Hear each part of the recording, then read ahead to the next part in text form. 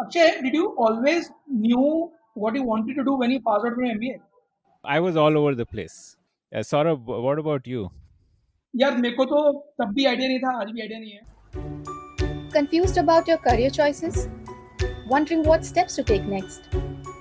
In this podcast called Beyond Campus, Saurabh Garg, founder of C4E, and Akshay Dutt, founder of Unnati, are on a mission to crack open the career success code for the youth.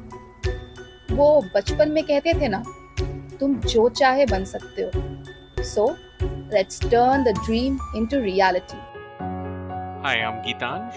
I'm the founder and CEO for RentoMojo. We're the largest furniture and appliances rental company in India. Have you ever thought to yourself that you want to be your own boss? Our guest for today, Geetansh Bamania, was bitten by the entrepreneurial bug quite early. He began hustling in his school days by selling comics, and it was only a matter of time when he decided to enter the business arena. Through his startup, Geetansh has solved a major headache of the urban population of making their rented properties habitable without huge investments. Listen to Geetansh share his journey of becoming a successful entrepreneur. So, Gitan, tell me about your childhood. Where did you grow up? What were your parents like? I grew up Chhattisgarh, that's in Bhilai, a typical town where, either somebody becomes a doctor or engineer. These are likely the two professions that most of the people kind of go into. Yeah, so my mother's a doctor, father's an engineer. My brother is graduated from IIT Bombay. So I think that set the path for me as well to pursue graduation in engineering itself, and I graduated from IIT Madras. So, growing up, was there like an entrepreneurship का कीड़ा कि मुझे अपना खुद का कुछ करना है? Or was it like you were inspired by your parents to follow the path of engineer or doctor? No, I nothing like that. I don't think I had aspiration. I mean, I remember vaguely that I wanted to be an astronaut or something like that. At childhood, but uh, I was always involved in something or the other. I mean, I was renting out comics at that point in time. I was creating smaller events. Then I was creating a lot of cricket match competitions between several streets. That I think I had that. I don't know. I wanted to do something off the hook or outside the box, outside my daily routine of work. So that was always there. Yeah. But I never thought that entrepreneur. I didn't even know entrepreneurship or mostly coming from a service class. You tend to think or you get pursued towards कि कल को जाके तो service में ही होगा so I think that was the thought process at my house as well. It even took them some time to actually come to terms with that their son is pursuing startups. So, why did you decide IIT? Like, it was clear कि engineer बनना है तो best से करना है types. That was about it. I think that was the only path which was there because my brother had already. I basically wanted to go out and I wanted to go out to Bombay or Delhi or something like that.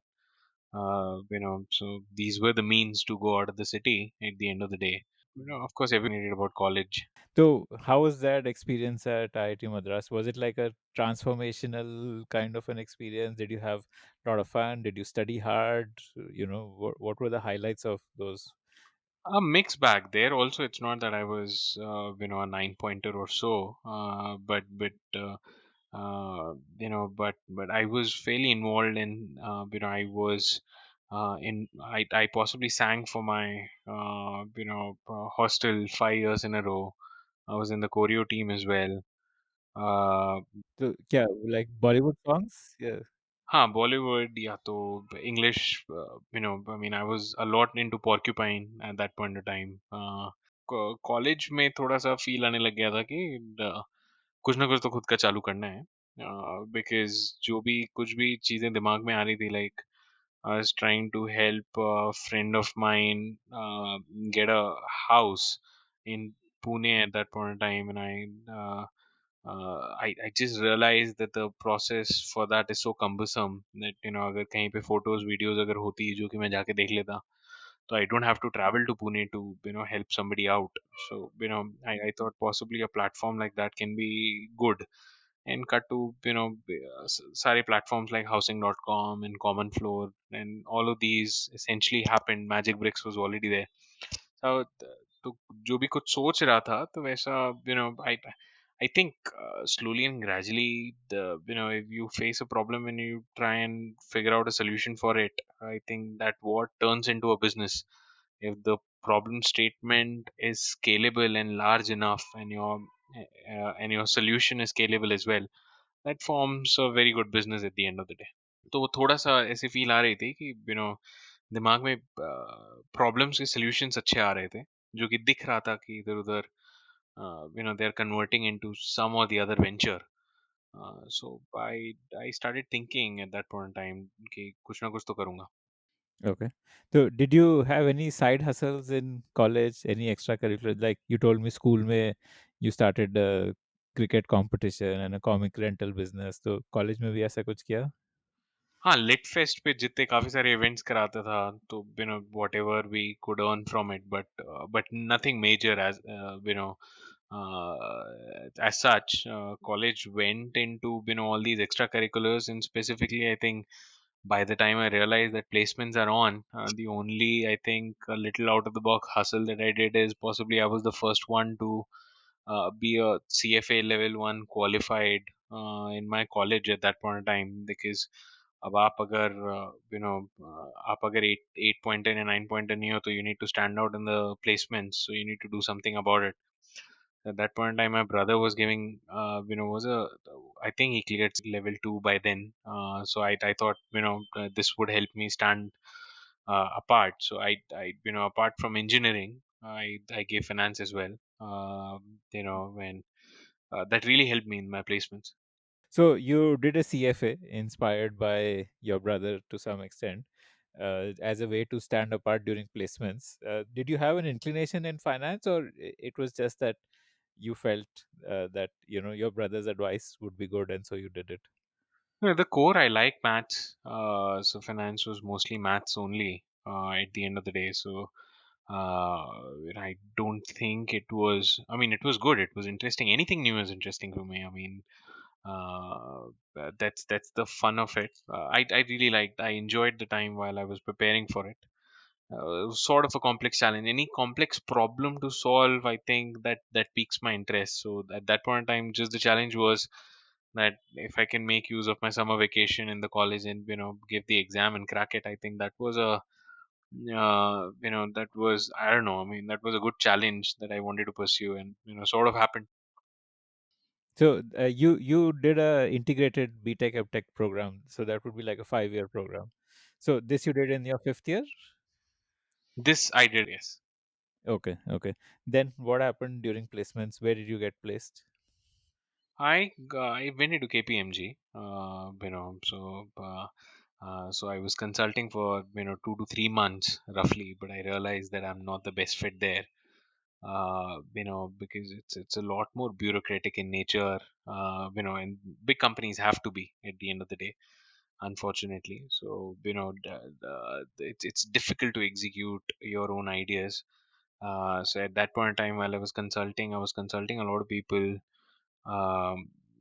Being a fresher, I used to consult my brother. I used to find out for most of the complex problems that were coming towards me, since they were new.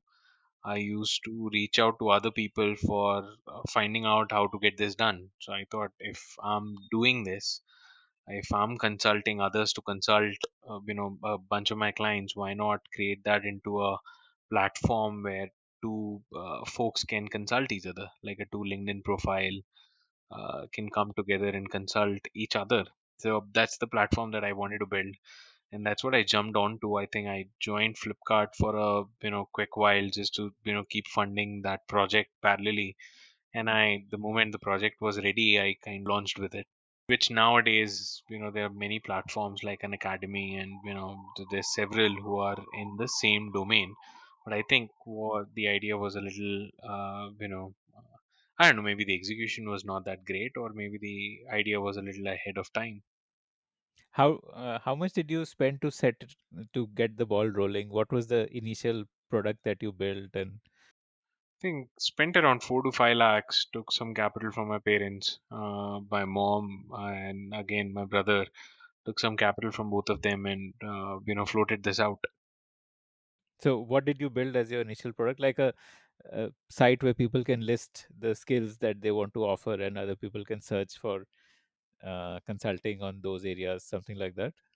No, so at that point in time, LinkedIn Auth was a lot more open. So, basically you need to log on to the platform, and, if you log in through LinkedIn, it used to essentially fetch all the information from your profile, and used to just mention the skill sets, essentially the kind of experience that you have.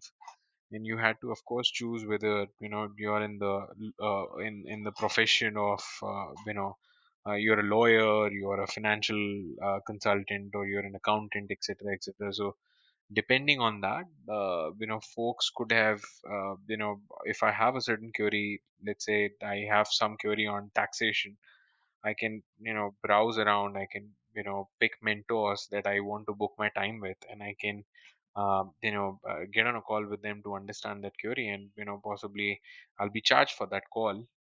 It can it In those days, I was trying to do both a call sort of just scheduling, a calendar scheduling, or a webcam interaction. So tried for I was of course seeing a little more response for webcam interactions. Hmm, hmm, hmm. Hmm, hmm, hmm. Okay. And they would pay through the platform and you would keep a commission. That was the revenue model. Yeah, initially I was just, in the initial days, that's what I think. We built a good product, but, I think the DNA for sales and marketing was a little, was not there so much.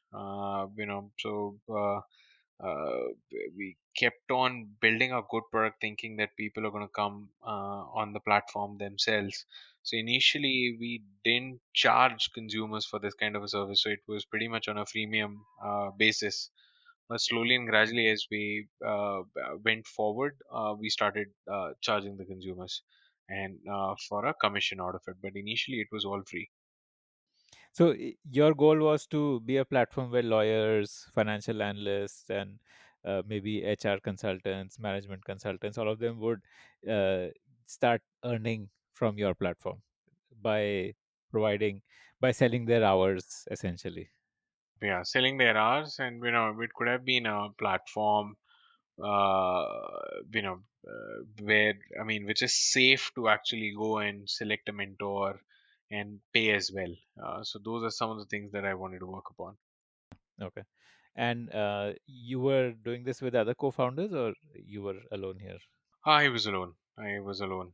But I had a team of 5 or 6. How did you fund the salaries? This was from that initial capital which you had. Yeah, from the initial capital that I got from my brother and my mother, that's how I funded the, program for a little while. Paid salaries. We grew from about a 2 people team to about a 7 to 8 people team, but, but unfortunately the revenues were dipping. Okay. So when did you decide that this is not working out, and what did you do next? So we were trying to get all these mentors, but as I said, we were not using a lot of capital for very innovative marketing at that point in time.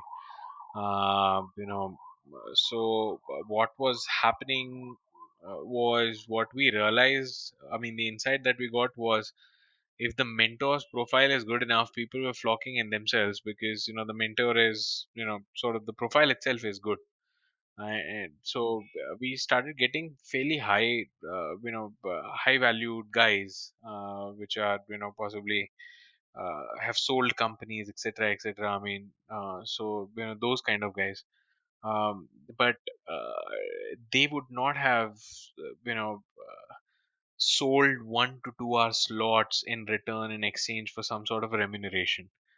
So because these were any which were high profile guys, so, what we started doing with them was that, whatever you do this consultation, and, whatever proceeds from that call or from that event, we will give it to a charity of your cause. So that kind of became a slight bit of a business model in which, some sort of a revenue happened. But that started pushing me towards the direction of thinking more philanthropic platform. But by then, we were, I think, runway. We were, starting to get into some sort of a runway issues, etc. And with no, proper capital in hindsight, that was becoming seemingly like bit of a challenge. So I along with one of my mentors, that I knew, his name was Siddharth. He was the founder of Web Chutney. With so because I was already thinking in philanthropy, I kind of joined hands with him as my second venture, and he was already trying to do something on the philanthropic space with his venture was called Hope Monkey. So I joined hands with him. Basically, he was trying to raise a lot of capital for a bunch of NGOs. Uh, uh, yeah, so initially was thinking CSR budgets, but when we joined, what we realized was that the CSR is not the best way to fund a NGO. Because it's sort of a division. It used to be a confused division. Even today, I don't think. I mean, most of the companies really focus on CSR as an activity altogether. So, in terms of decision making, if somebody, needs to take out a certain capital out for, charitable purposes, or, CSR purposes, it's a very difficult budget to take out some, capital out from.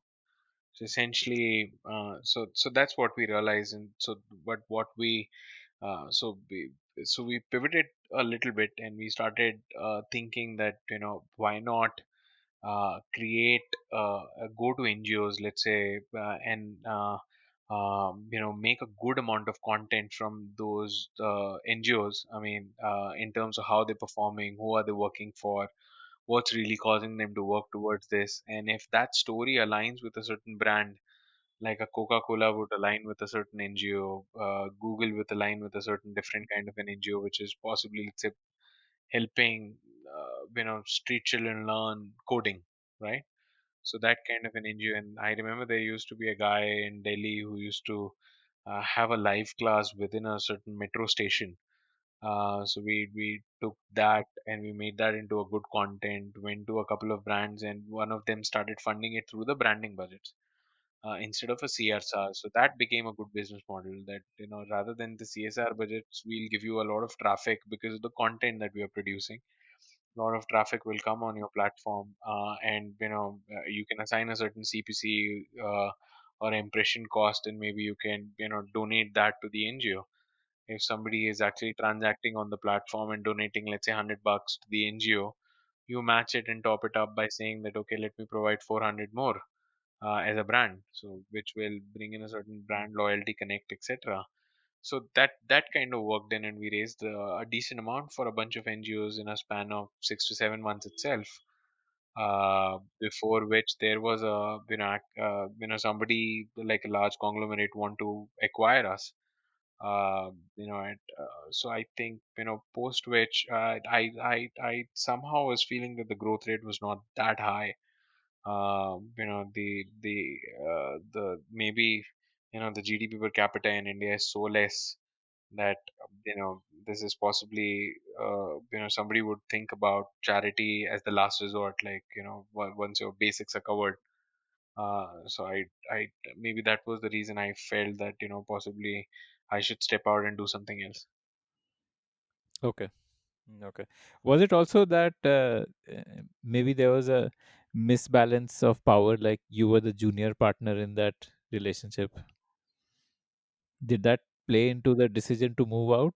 If I think in any relationship, if you are getting enough freedom to execute your own ideas, I think that's what challenging, and I think that wasn't a concern there. For sure, I think it was more market that I was thinking that, can be is relatively a little smaller. So that's why I kind of moved out. Hmm.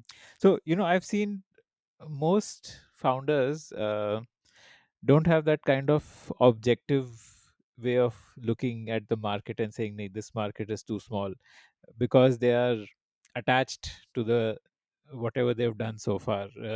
How do you how did you get that level of objective outlook, and to say, okay, this market is too small and I should move out?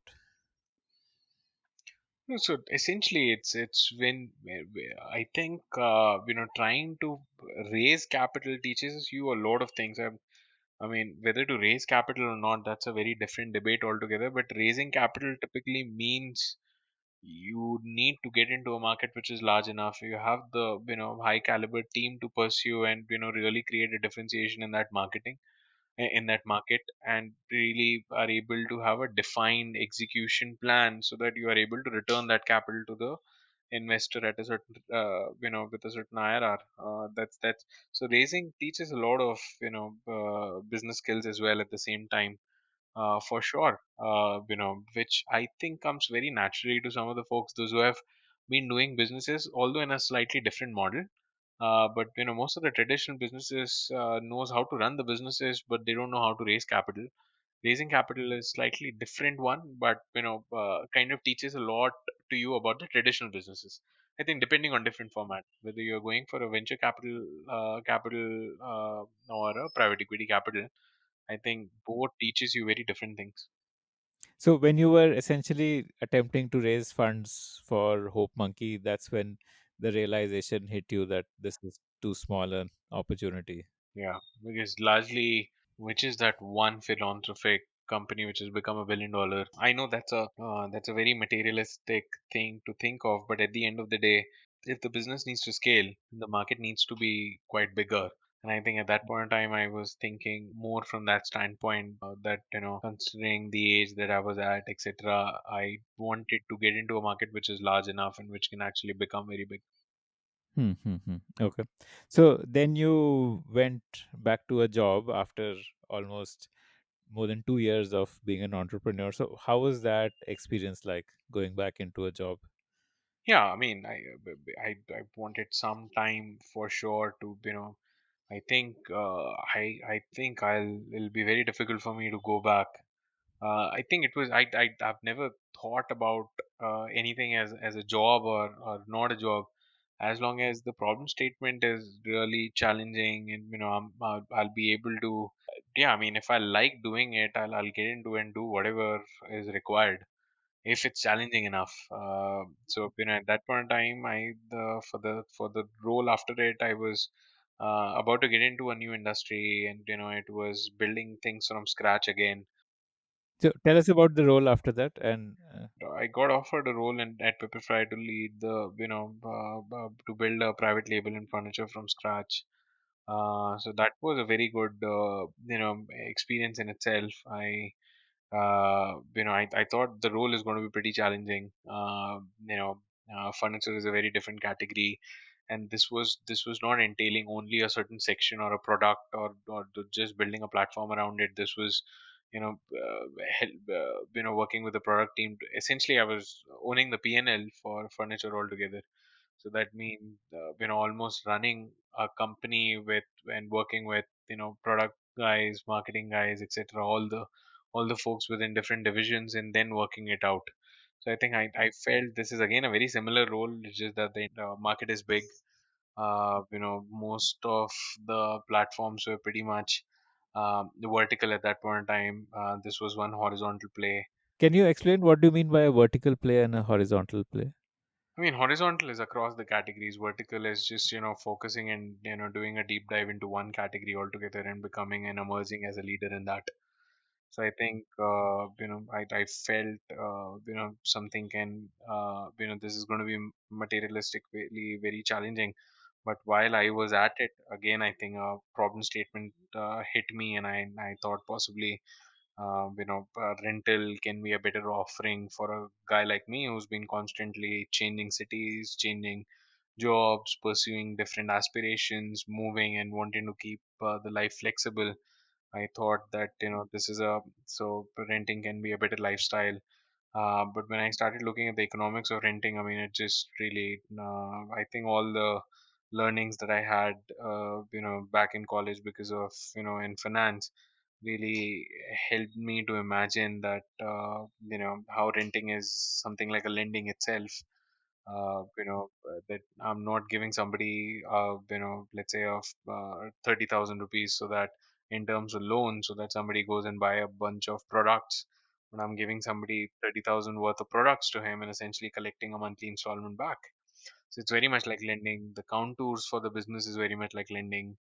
So, and the kind of economics that I was seeing compared to any lending organization at that point in time was just very, very superior. I thought this really makes sense, and that's how I kind of left at Pepify and started Rentomojo. Did you, like, first make a business plan and then look at like the economics of it and all of that and then quit, or did you decide that this looks exciting and I made my own version of business plan. I don't think it was as sophisticated as one would. I mean, after this experience of running this entity for 5.5 years, I mean, it's very different now. If I have to make a plan or sort of a forecast or even a projection, and the kind of questions that I'll possibly look for. At point in time, it was a basic one, but because the data also was not there. But when you're starting off, it's I think that's why it's the most riskiest, because you don't have a lot of data. You need to somewhat pursue a sort of a gut understanding as well. But at least at the unit level, you understand and you can do the quick maths that how much you will be able to spend in terms of acquiring the consumer, what will be the basic Marwadi business that you can run, and try and see if it really makes sense, and what are the contours around it. Of course, there were many challenges at that point in time on running that business as well. The biggest problem was the cost heaviness of it. That you need a lot of capital to be put into a bunch of products which you will be renting out to consumers. So that was a cost, cost heavy business at the end of the day. How to work like a bank, keep borrowing from the market, and then converting that into a bunch of products and then renting it out to the consumers, and essentially making a spread is something that we realized later on in the journey. But when we were starting off, we were just imagining, okay, ठीक है, अपने पास 1 लाख रुपए हैं, 1 लाख रुपए के ऊपर कितने turns ले पाएंगे, कितना पैसा बना पाएंगे, तो अच्छा, तो रिटर्न ऑन कैपिटल कितना हुआ, 1 लाख रुपए का अगर प्रोडक्ट है तो कितने टाइम में वो रिटर्न ऑन कैपिटल मिला, अच्छा ठीक है, ये तो रिटर्न ऑन कैपिटल इतने साल में मिल रहा है तो अच्छा है. So those were the crude calculations that one did. I made a prototype of the platform and floated it out, and apparently within the first 1.5 month itself, some decent number of orders started coming in. Yeah, and then we hit the bigger problem of solving for this capital effectiveness. I in fact reached out to. I remember. okay. And so how did you solve the capital problem? Because I think you would have realized very, very early that that you can't bootstrap it. Yeah, so that was the problem. So I think I think again we were running into some sort of a capital problems, and and we had a couple of payments that we were pending for, that we were supposed to clear off the POs for invoices for a vendor and the assets which we have already deployed, and we were generating rental against it. So I think the business model came out of the problem that we were facing at that point in time, because we told the vendor is that we'll give you a portion of the rental that we are generating rather than paying off your invoices. So that's almost like somebody giving us a loan for the assets that you have given out to a consumer, and essentially a fraction of what you are making is what you are giving back. So they will make a smaller return versus what you will make, but you will essentially make a difference of what the vendor would have made and what we were making monthly. So that became the business model, and that pretty much is the business model when you go to a bank also. I mean, the bank takes the capital from a normal citizen like me and you for about a 6 to 7 months, and they downstream give loans to several of the large, I mean, for larger projects, and essentially they make an arbitrage in between. So that's what it is. Essentially, that's what lending is all about, and that's what sort of renting is all about as well. So how many months in did you like figure out that this is the way to scale up? Like, did you like finalize this as your business model? I think 3 to 4 months, we hit this problem and we were able to figure it out. 4 months in. Yeah. Okay. So how did you get people to agree to that? And I would imagine a lot of vendors would say, "Why do I need you to do this? Then I can do this on my own." Yeah, so it started happening because he had a necessity. I mean, he wanted some sort of a square off of the invoices that we had, so he had to do it because we said there is no other option at the end of the day. But that gave us an idea to not reach out to vendors. We started reaching out to a bunch of high net worth individuals like Marwadis who are looking out for interest. So that worked out because if somebody is putting in a mutual fund for 7%, 10%, or 11%, we were promising a much higher return here. Basis the projections that we was for checking out. So that really worked out with a lot of people, those who started putting in a couple of lakhs into the business, into the assets. So these HNIs would fund the purchase of furniture, and you would pay them back a percentage of the rental that you're running. Yeah, yeah. Okay. So first year, how much did you make? Like, was it profitable from year one itself, or what was the first year like for you? I mean, at every other scale, most of the businesses can turn profitable. At that point in time, we were generating decent capital, but because we raised capital, we started growing fast, and we of course started bleeding. So venture capital is possibly after raising venture capital, definitely we wanted to move and grow fairly fast, 100%, 150% year on year. So that's the kind of a growth rate, and that comes at a certain degree of cost. So we of course from the I think first year we would have made something because it was just, I mean, financial year first. It was at just about 6 months, 6 to 8 months was the journey for the financial year. But for the second financial year, of course, we bled because by that time we would have raised a capital round. We raised equity round, and we started growing fast. We started increasing our infrastructure, etc., etc., and that. So I don't think so. Now we are fairly close to profitability, but at that point in time, yeah, of course, we burnt our way to the growth. Okay. So, what was the reason for taking on VC funding, and how did you go about uh, closing that round? I think that to most that seemingly is the next logical step whenever somebody doesn't. I'm not recommending a certain path. There has been many fabulous guys, and I respect them quite a lot, who has been able to build businesses without taking any external capital. And some of the best ones are out there. You talk about Zerodha, you talk about Zohos of the world. These are done some phenomenal job. Kudos to them.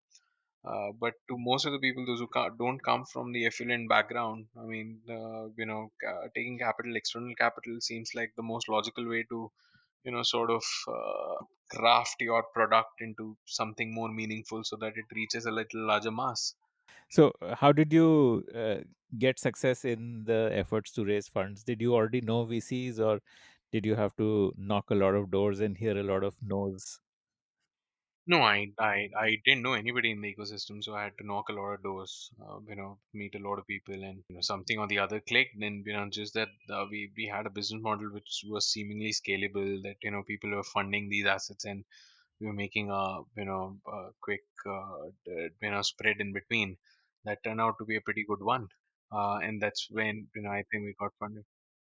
So, what lessons do you have for other young founders trying to raise funds? Like, what did you learn, based on whatever no's you would have heard before you heard a yes? I mean, to converge on a capital, right? I mean, how the capital. Yes, yes, to raise your first round. Yes, yes. It's more like finding what is good for your business and really able to understand the expectations of the investor as well. At the end of the day, all investors are looking out for IRRs, and crazy IRRs, so that they can return some sort of capital to their LPs at the end of the day. So essentially, what you need to showcase is whether the business will make some sort of a profit or not. Now, at different stages, the objective is slightly different. In the initial days, If you're raising a seed round or angel round, it's more about whether this company can raise a series A or series B sort of a situation. But post the series, post you have raised a series A, it's mostly a question about can you exit tomorrow? How bigger a it's all about, as I said, it depends on the kind of investor that you're going to. But you should never, I think, you should always ask, what does your business really truly needs, and whether your expectations is matching with the investor's expectations, and if there's an overlap which is happening or not. Because not every other business is also helpful with respect to VC capital, and not and some businesses truly, I feel venture capital is mostly useful for companies which have network effects, something like a Facebook or something like a TikTok, something like share chat maybe. I don't know, businesses which can grow on a network effect. Sometimes growing slow might be a good thing for the business as well. So it depends on what your business is, what your expectations out of the business is, uh, and what are the expectations of the investor. What kind of investor are you reaching out to, and what does he want? What kind of a businesses does he want? What kind of a returns that he needs to give it back to their LPs? And if he sees that, okay, investing into this, I'll be able to make my crazy returns, or moderate returns, or meaningful returns, depending on what kind of an investor he or she is, then I think there's a match. So every other business at the end of the day, to prove this, is all about whether the market is big enough, whether you have a very sharp team, and market is big enough sometimes for a market which is sort of has comparables. Sometimes you're creating something absolutely very new. So in those days, it's mostly how you're able to really convince that the team is great, lands you the job. uh, Versus sometimes the market is fairly visible that it's huge, and more number of people are getting in. So if the industry is hot and you're trying to do something there, so automatically some of the good ones gets picked up, and then it depends on their execution capability, on how they'll be able to truly deliver on the execution. So I think, yeah, so depends on that. Market needs to be a big, team needs to be fairly laser sharp, strong, and as you go forward, your execution truly matters at the end of the day. So, tell me something. Can one really convince a VC that this market is big, or does one look for VCs who already believe this market is big? No, of course, and it comes both ways. Some, I think, investors keeps doing the study on which markets are big, and then there is an outbound that happens. But in a lot of cases, if you're starting something new, you need to prove that there is a market. At times it's easy, at times it's not that easy. At the end of the day, everyone is looking out for empirical, some sort of numbers to prove that the market is there. You can't just say that the market exists. Market is big. I trust me. So, who invested in your seed round, and how did you close the deal with them? IDG, Axel, were the seed round providers. Then Bain Capital came in after a certain point. Samsung Ventures have come in. GMO, Mitsui. These are some of the Japanese investors who have come in into the round. Yeah, so fairly a strong, big cap table that we have. So, how did you close the deal with them? Like, was it very easy to pitch and convince them, or did you have to do a lot of follow ups? And, like, how easy or difficult was that? No, I think when it doesn't happen, of course, looks difficult in hindsight. But when it happened, it took possibly 1.5 to 2 weeks. I think it was aligned, their thought process, and what we were thinking at that point in time was fairly aligned. They were already bullish on rental as a market, so it kind of worked out pretty well. Hmm. Okay. Okay. And then with Bain Capital, like, how did that happen? It was a cold call. I reached out, I dropped a small note to somebody, an investor in US, and he replied back. I was going to US at that point in time, and one meeting, and we sort of liked the proposition. They liked the proposition. They asked me to meet another gentleman called Renault, who's the founder of Lending Club, somebody I respected quite a lot. So I reached out, I met him, he liked the business, and that subsequently that was fairly fast. I wouldn't say easy, but at least the journey with Bain Capital was fairly fast. Hmm. Hmm. Okay. Okay. Okay. Okay. So, what was the scale up journey like? If you can share some numbers, like from year one to year six. You're now currently on year six. What has the journey been like? The journey has been, I mean, it's always a roller coaster ride. We've grown, almost. I think we started off with a small AUM. We have grown over 150x, in a short time period. I think more than 150x. Just in the case of AUM itself, several. So in between, we partnered with a lot of big banks, NBFCs, institutions to fund the assets. So has been a pretty good journey. Okay. And what is like the low point of the journey, which you typically, like, what you would say as near death experiences? I'm sure you must have had a few. So, what were some of those? Yeah, so many. I think most of the businesses goes through that kind of a couple of near death experiences altogether. But coming out of it is fairly fruitful, because you always learn coming out of it. Yeah, so we have our fair of near death experiences as well. How have you evolved as a leader from year one to year six? What were the learnings that you had along the way? Journey is more of a founder to CEO. I think that's the kind, that's how I would put it. I mean, initially you're trying to solve a lot of things. Slowly and gradually you start building a great team to solve things. You don't necessarily solve things yourself, and you start solving some other things. I mean, market comes into the picture as you scale. People come into the picture as you scale. I mean, when you're a small team, it's mostly, I mean, more hustle work, more problem solving, etc. As you grow, market dynamics, perception in the market, how to manage, how to bring in the best of the best teams who can take the responsibilities, how you can really get yourself free from any of the activity would define a great CEO at the end of the day. So, tell me about some bad calls you took or some mistakes you made and what you learned from those.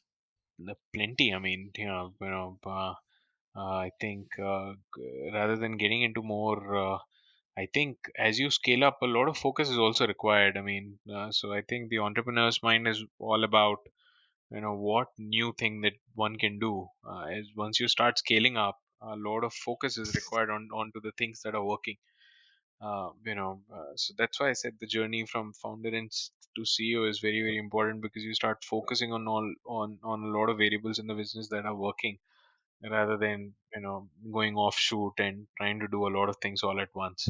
So I think that's been one of the learnings for us as well. We know what really works now, and how to make it scalable, rather than really thinking about very innovative wacky ideas, which we have done that in the past. One of the wacky ideas that we came up with is shirt subscription, that you can get used shirts, a couple of shirts every month. Every 1 week you'll get around 7 to 10 shirts at around 500 to 600 rupees a month. So that was fairly wacky, that you are getting 40 to 50 shirts. But yeah, I mean, in hindsight, I don't think there was a need to do that. So, how has COVID impacted you? Have you seen it impacting negatively or positively? And I mean, there are both types of businesses. Some, like edtech companies, are obvious winners, whereas companies in travel are obvious losers. So, how has it been for you? No, so I think it, for us, it only is beneficial because the work from home demand is suddenly shot up 5,000%. You imagine a economy where most of the people are cash stricken. But they have lesser cash than earlier because of the job loss and the salary cuts. and there is a lot of uncertainty in the market that where will I be in the next couple of months or so? Will I be in the same job, different job, in back to my hometown, etc.? That is the breeding ground for any rental to flourish, because you don't want to invest into a lot of capex. So this will be a inflection point for renting as an industry as a whole.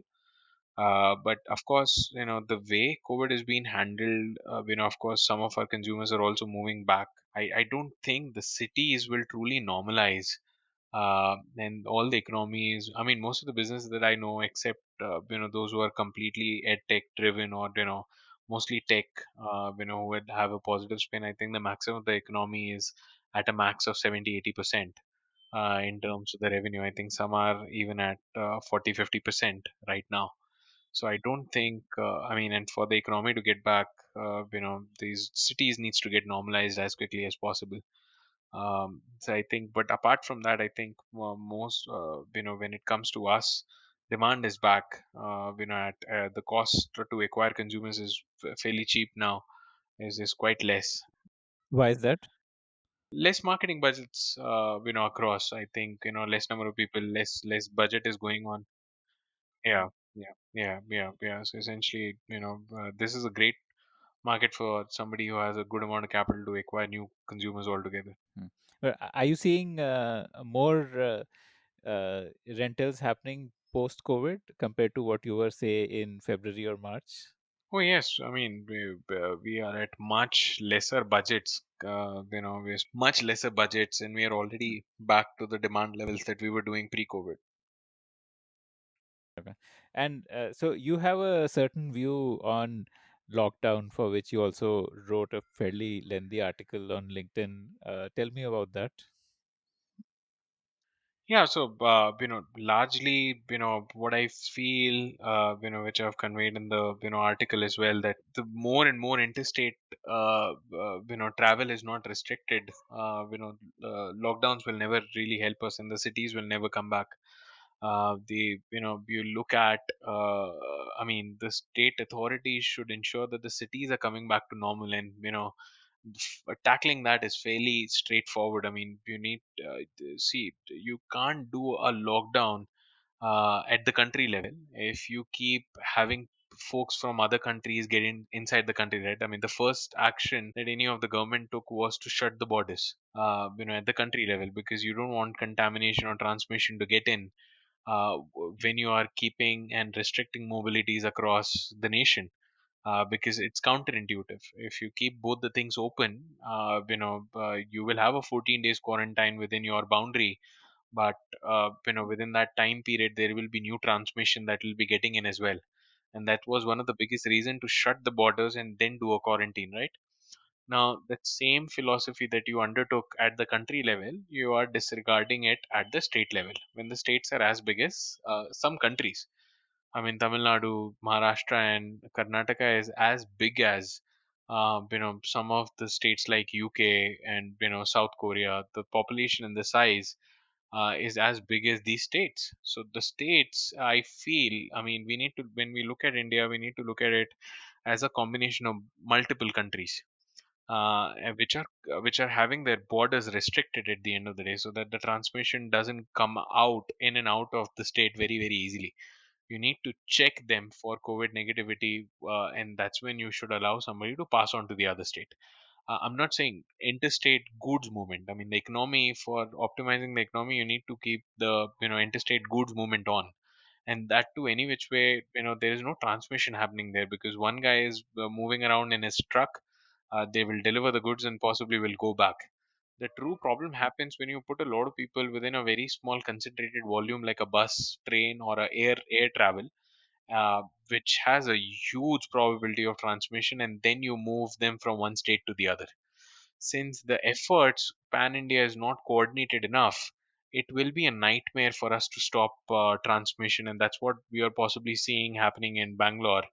It was taking care of things very positively till the time till May, but suddenly now, the number of new infections have gone beyond 2,000 per day.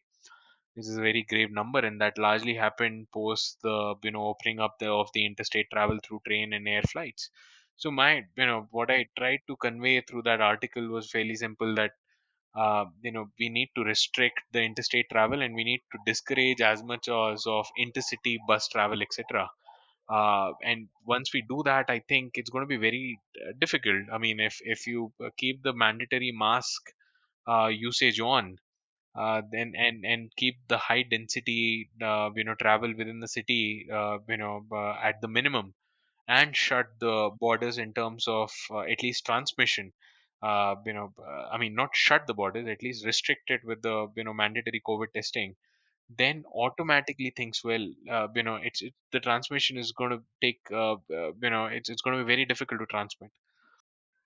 So, what do you think the new normal will be like? And you might have heard or read about Zoho's founder Sridhar talking about a like a movement to villages, like encouraging his employees to go back to their villages and work from there permanently. Do you think things like that will pick up, or is this just temporary? I think it's very, very temporarily, because cities have a lot to offer at the end of the day. One thing is, definitely once the offices stabilizes, one, you're here because of certain degree of lifestyle, and second, you want to be closer to your office. Some large companies can definitely move to remote areas and can start generating the employment there. But anybody, I think most of the you know industries like tech, etc., are set up in the major cities right now. So I think the moment the of city stabilize, I feel a lot of those guys would come back and would want to work from the offices. But having said that, a few people would form up offices in elsewhere. Maybe possible. It can be done. Infosys have done that. I think they have an office in Mysore. But I feel that's generating employment for folks in Mysore. It's not that folks from Bangalore, or those who were in the city or already has tasted the lifestyle of a city, are moving suddenly to Mysore and started working from there. Do you think the concept of an office itself is going to get outdated? 100% remote will be quite far fetched, but maybe a 30% remote will be the new normal for sure. I don't think people that regular behavior of coming to the office will exist. People would typically want to come to the office because they want to have a fine line between personal and professional, because you still have 7 o'clock or 8 o'clock. When it gets over, you get back thinking that your professional day is over.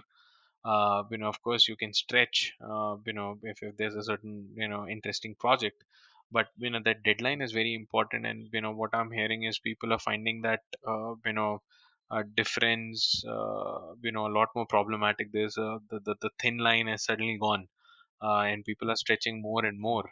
So that's going to be a problem. But people would typically use offices more as a brainstorming session, that people will get together, brainstorm, and go back. And I think a lot of tech companies would move larger, but the demand for offices is not going to go. I mean, it's not going to be 100% ever. I don't think so, even after coming back to new normal.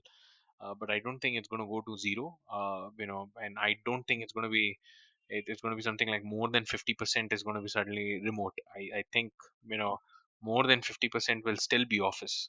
People would still want to have that touch with each other at the end of the day. Okay. And whom do you see as your biggest competitors?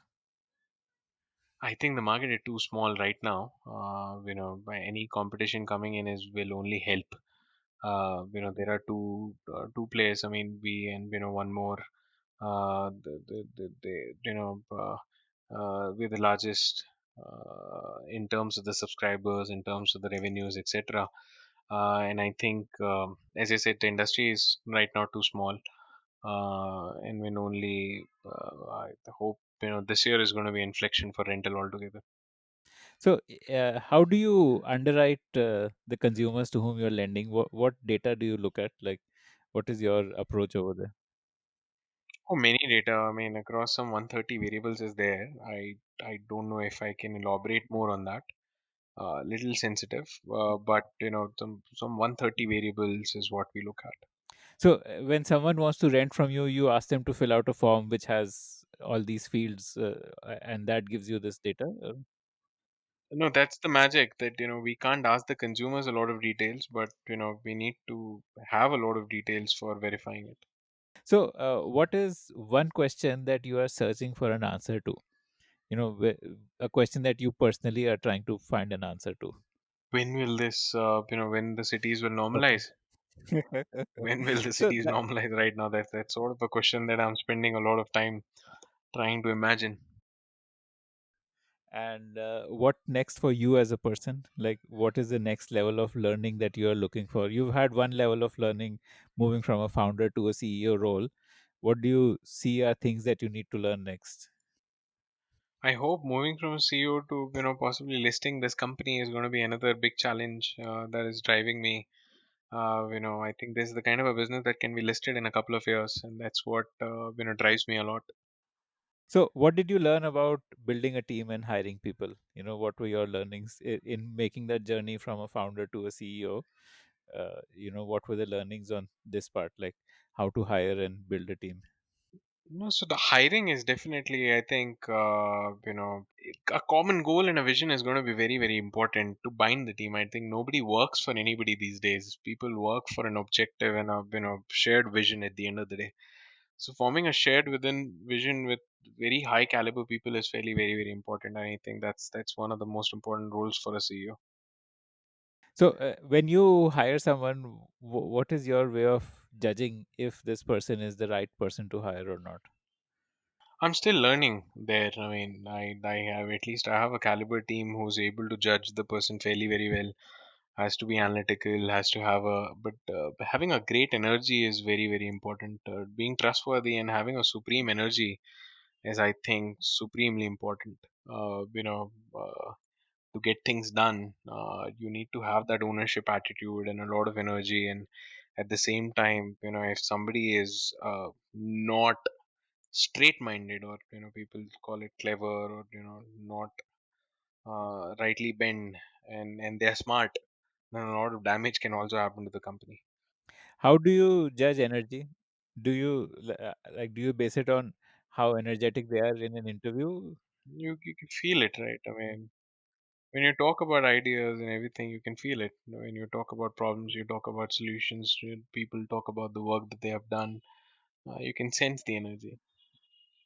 Okay, great. So, any last advice you would like to leave our listeners with? People who are aspiring founders and entrepreneurs. Keep trying. I think there's never a good time to start off. There is never a so that's one. Choose your partners very very carefully. Really try and understand what do you want to, what expectations do you have from the business, and most of all, I think rather than making a lot of mistakes and learning, I think very important is to learn from other people's mistake quite early. Because one of the important traits that I've seen is almost all CEOs make a lot of mistake, but slowly and gradually you're forced to make a prediction at all times. But most of the time, the successful CEOs make a right prediction. So one need to learn that as quickly as possible, and that largely happens when you are a good listener, you're a great listener, and of course, rest is hygiene, analytical sense and everything is hygiene. You need to be a great listener to and really consume some of the best learnings from people, those who have made mistakes, so that you're always keeping your predictions very accurate. Beyond Campus is a production of the Podium.in, powered by Career Launcher. If you like this show, then we are sure that you will love our other shows on subjects like entrepreneurship, marketing, books, and drama. Check out thepodium.in for a complete list of all our shows.